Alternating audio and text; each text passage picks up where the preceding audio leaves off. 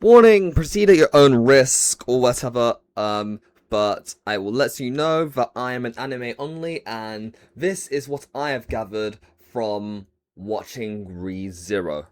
Right, now that's out of the way. I tend to have a lot of frustrations over how people view the character Natsuki Subaru. I think he's a very misunderstood character, but when I speak to people, the most common response I get is that Natsuki Subaru is a crybaby, and all he does is just die over and over.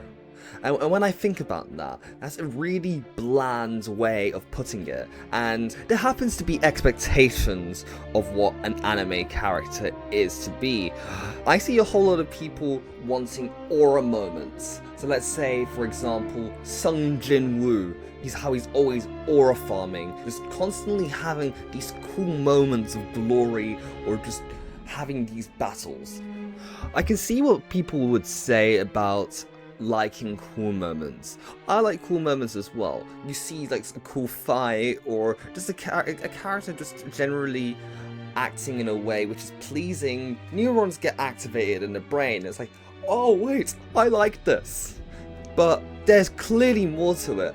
I can see what people mean about liking these moments. When it all becomes about seeing someone do the next big thing, or getting stronger, then it's a bit sad, to be honest. But even then, on the topic of sad characters, a lot of people generally look over Natsuki Subaru over how sad of a character he is. Because when people think of sad backstories, an easy example would be Naruto and its brain-dead fans. They see Naruto, a character who was brought up with no parents, everyone in the village hated him, and they can feel sad for him. But then, when you look at characters like Natsuki Subaru, he's generally looked over, and people just completely dismiss how he feels. When Natsuki Subaru is actually more realistic in comparison to Naruto, all of a sudden they can gloss over Naruto's bad behaviors, but when Subaru starts to act up, it's suddenly a massive problem, and it's cringeworthy. Yes, it's cringeworthy, but it's more real. Subaru is realistic, and he's a reminder of our own reality. You're more likely to get someone acting like Subaru than you are likely to get someone acting like Naruto. It shows what it's like to fail and restart over and over again. Well, granted, there are moments where Subaru does figure it out after going through many of his time loops. He goes through a lot of pain to achieve that, constantly trying to strategize his way out by constantly trying to play things differently. And people generally tend to miss the whole theme of the series. It's in the bloody title. Starting life in another world from zero. And it isn't just starting over from zero in Subaru being moved over to another world. It's literally starting your life over, being given a second chance, but also showing that failure isn't the end. You can always pick yourself up back to where you are from the bottom. And that's what I believe a massive part of what ReZero is. And on top of that, have I even gotten into how relatable this guy is? This guy hates himself. And it isn't really obvious at the beginning of the series, but there's small hints of it with how he treats himself and his guilt too, leading all up to that massive confession near the end of season 1. He deludes himself into thinking that he's doing all of this for Amelia, making himself to be some kind of noble character. But as it progresses, it becomes obvious it's not all about Amelia, it's actually for him. He wants to make Amelia feel indebted to him so he could feel better about himself. He never considered what Amelia wanted, her thoughts, her feelings. It was all about satisfying what he wanted in the end.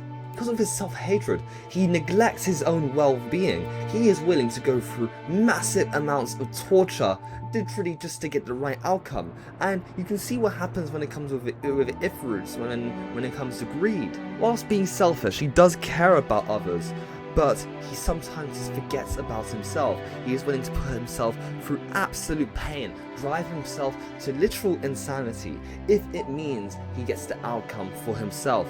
Even with those aside, a moment that really stood out to me was how his childhood was. He didn't have an insanely traumatic backstory. He was just a child who lived under the shadow of his father, then suffered from self-esteem issues when he couldn't live up to these expectations. Can some of you relate? I certainly can, and it honestly hit a bit deeper than I was expecting, to be honest, when I originally watched through this. I swear though, if I ever had a literally me character, it would probably be Subaru. Have you seen what this guy goes through? I could probably come up with a counter of how many deaths this guy has had. It's nuts. You all would fold way faster. I would fold probably after the first death. Excruciating pain you would go to. That's traumatic. And Arc 6 serves as a perfect example of what would happen if you were to be thrown into the world of ReZero, like being thrown into a level 100 dungeon perhaps.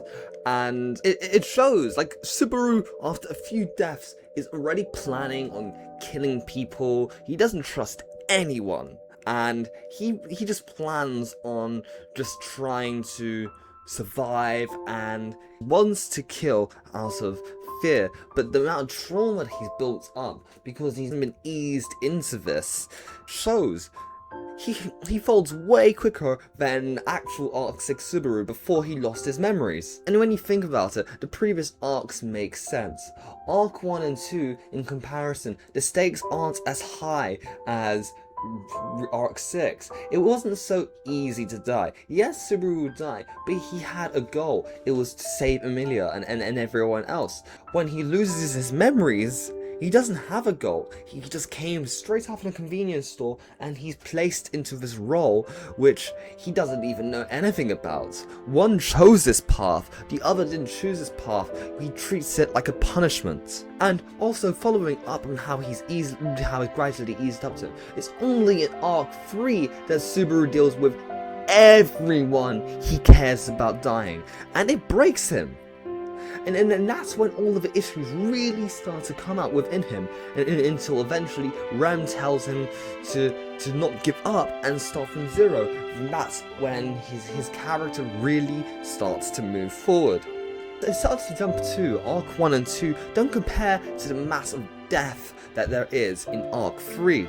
I'm sure you're aware of the story of Sisyphus, man pushing up a boulder up a hill endlessly. Subaru is the Sisyphus of anime, I would argue. He has fallen, gotten back up over and over again, despite his mistakes, breakdowns, and misfortunes. His character development is something to witness too.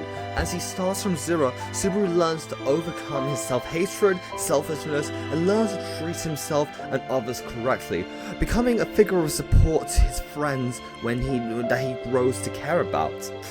He learns to not torment himself, let go of both his guilt and past that haunts him. He, to me at least, is inspirational. As long as there is a happy ending in reach, he will continue to move forward through his misfortunes. Going back to the point of starting over from zero, I believe ReZero has a massive message which I have taken away. No matter how bad it gets, you can always start over. There is always a better future ahead, but you have to pick yourself up. And you too can start from zero.